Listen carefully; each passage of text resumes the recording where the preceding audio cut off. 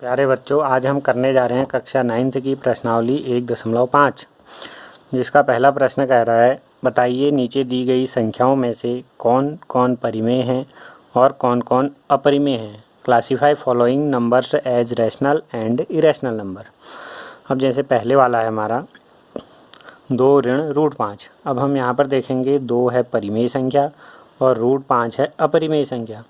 जब किसी परिमेय संख्या में अपरिमेय संख्या को जोड़ा जाता है या घटाया जाता है तो जो हमको परिणाम मिलता है वो हमेशा क्या होता है, अपरिमेय होता है, हमेशा अपरिमेय होता है। इसलिए यहाँ पर हमने 2 परिमेय था और √5 अपरिमेय था। परिमेय में से अपरिमेय को घटाया है तो हमको अपरिमेय संख्या प्राप्त हुई।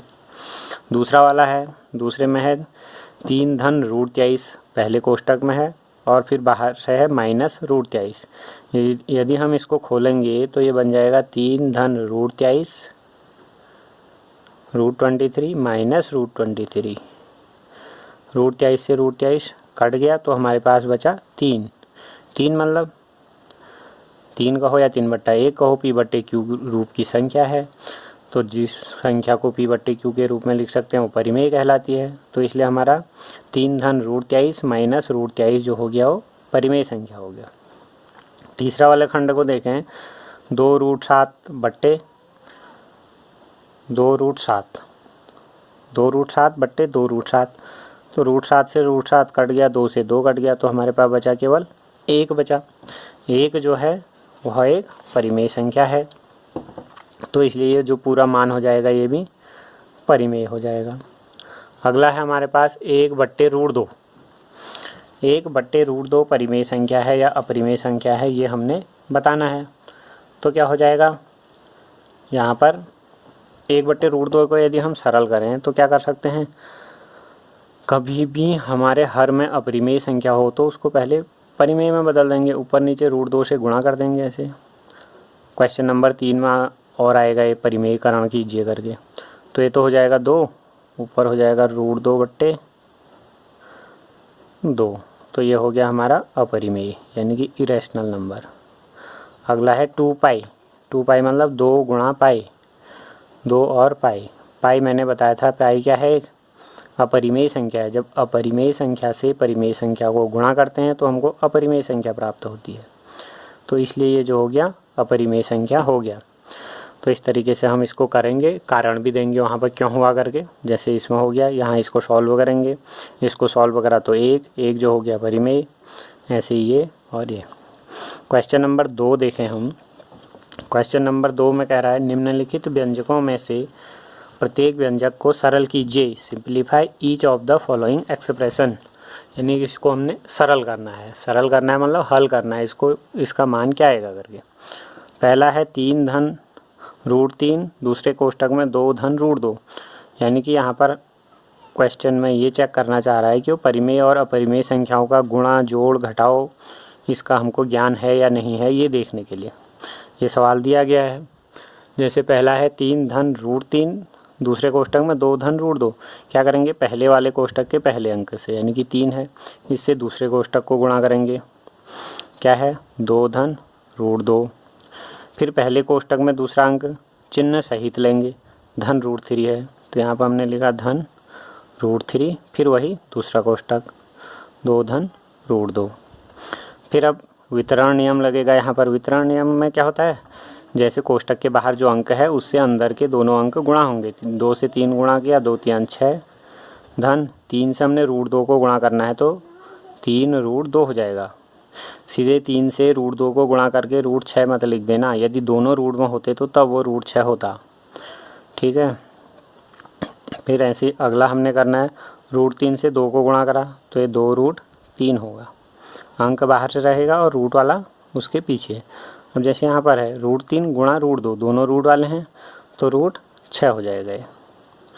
अब हमने देखना है कि रूट में समान अंक वाले कोई हैं तो आपस में जुड़ जाएंगे या केवल अंक कहीं पर है तो वो आपस में जुड़ जाएंगे। यहाँ कोष्टक में √2 है, यहाँ √3 है, यहाँ √6 है, यानी कि कोई भी आपस में नहीं जुड़ सकते हैं और अंक वाला कहने में केवल 6 है तो इसका उत्तर केवल इतना हमको प्राप्त हो जाएगा। अगला वाला देखें, इसको भी पहले हम इसी हिसाब से खोलते हैं।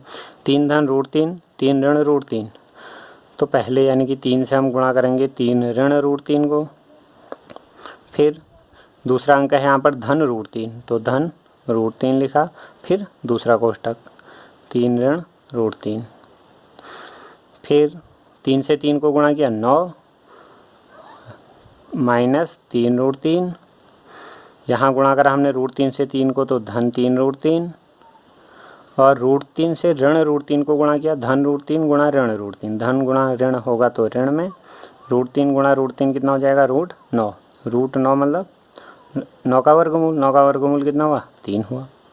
अब यहाँ पर देखें 3 रूट 3 ऋण में है, 3 रूट 3 धन में है। अब हमारे पास अंक बचे 9 ऋण 3, 9 में से 3 घटाया 6। ये तो हमने सीधे सीधे कोष्टक जो खोलते हैं उस हिसाब से करा। अब इसी को हम सर्वसमीका के प्रयोग से भी कर सकते हैं।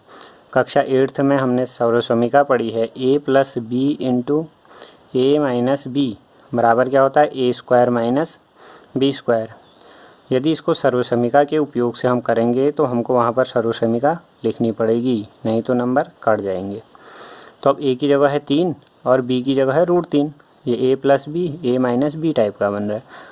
तो इस हिसाब से हम देखें तो 3 धन रूट 3 और 3 ऋण रूट 3 बराबर क्या हो जाएगा a square minus b square. a की जगह कितना है 3, 3 का स्क्वायर ऋण रूट 3 का स्क्वायर, 3 का वर्ग 3 का स्क्वायर मतलब 3 का वर्ग, 3 ध्यान 9 ऋण रूट 3 का वर्ग। किसी भी वर्गमूल वाली संख्या का वर्ग करते हैं तो वर्गमूल का चिन्ह हट जाता है, यानी कि रूट हट जाएगा तो बचेगा 3, 9 में से 3 घटाया 6।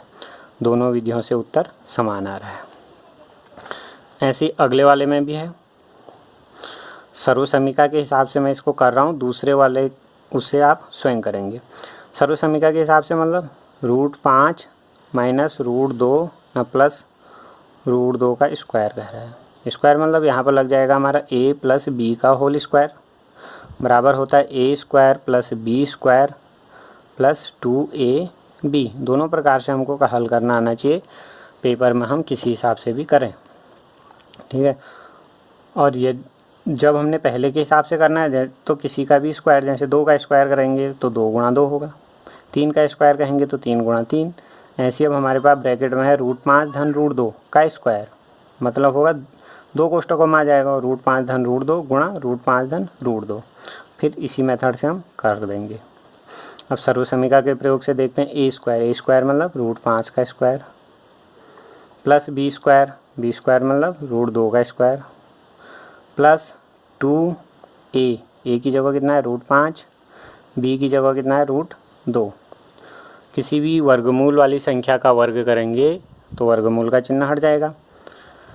तो रूट 5 का स्क्वायर हो गया 5 धन 2 धन रूट 5 गुणा रूट 2 रूट 10 और 2 है 2 रूट 10, 5 धन 2 7 धन 2 रूट 10, ये इसका उत्तर आ गया।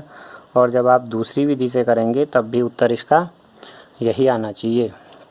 ऐसे अगले वाला है, अगले वाला भी a minus b into a plus b, ये वाली सर्वसमीका से भी हो जाएगा और फिर या जैसे हमने कोष्टक खोल के दूसरा वाला पार्ट करा है वैसे भी हो जाएगा। दोनों में से किसी भी विधि से इसको हल कर सकते हैं, इसको भी आप स्वयं करेंगे। अब हम देखते हैं क्वेश्चन नंबर 3। क्वेश्चन नंबर 3 में कह रहा है यदि आपको याद होगा कि पाई को एक वृत्त की परिधि और उसके व्यास के अनुपात में परिभाषित किया जाता है, अर्थात पाई बराबर c/d। इस तथ्य का अंतर्विरोध करता हुआ प्रतीत होता है कि पाई अपरिमेय है। इस अंतर्विरोध का निराकरण आप किस प्रकार करेंगे? जब हमने परिमेय और अपरिमेय संख्याओं वाला वीडियो बनाया था शुरू में, उस समय पाई के बारे में चर्चा करी थी। पाई मतलब क्या होता है, किसी भी वृत्त की परिधि को हम नापेंगे और उसके व्यास को नापेंगे और फिर उनका जो अनुपात आएगा, किसी भी वृत्त की परिधि यानी कि 2πr और व्यास यानी कि 2r, इसका जब हम अनुपात निकालेंगे तो जो आएगा उसको हम पाई कहते हैं। पाई